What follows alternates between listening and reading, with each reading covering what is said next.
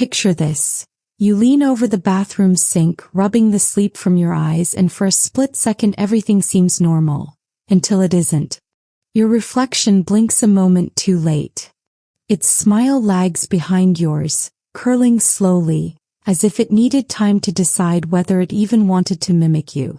At first you chalk it up to exhaustion, maybe the lighting or your mind playing tricks. But what if it happened again? And again?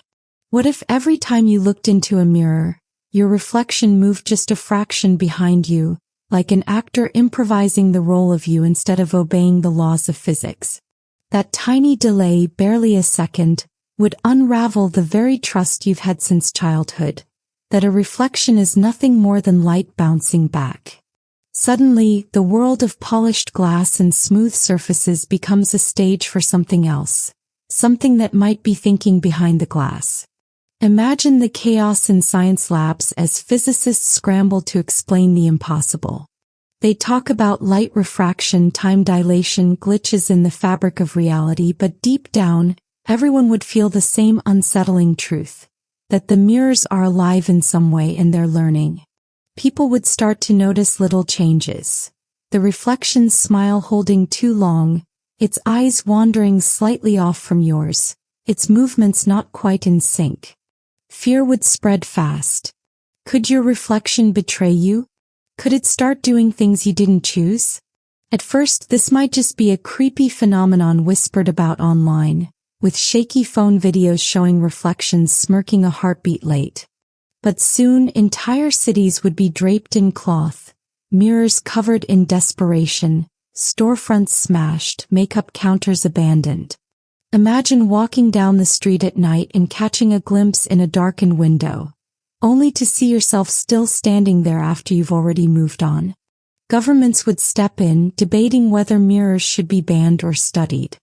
Religious leaders might call it a spiritual test, a warning, while conspiracy theorists would argue that reflections are gateways, that another intelligence has been silently watching us through the glass.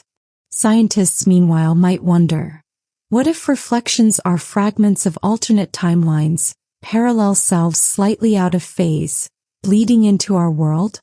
If that's true, then maybe those delayed smiles aren't just mimicry at all. They're signals, subtle attempts at communication from versions of us who've slipped 1 second behind.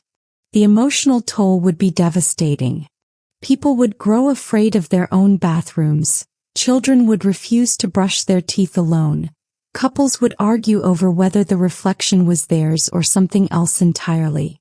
Loneliness would deepen as humans avoided their own faces, cut off from the primal comfort of self-recognition. And yet a strange curiosity would linger. What if your reflection wasn't your enemy, but your shadow twin, finally untethered, trying to speak? Some would risk it, standing before the mirror for hours, testing, waiting, whispering to see if the reflection whispered back. And maybe one night one of them would.